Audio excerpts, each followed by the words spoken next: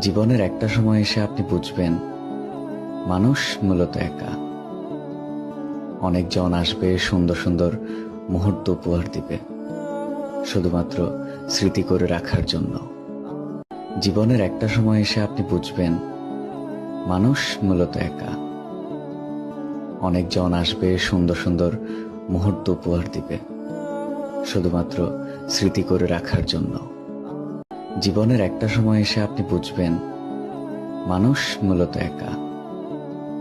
অনেকজন আসবে, সুন্দর সুন্দর মুহূর্ত উপহার দিবে, শুধুমাত্র স্মৃতি করে রাখার জন্য।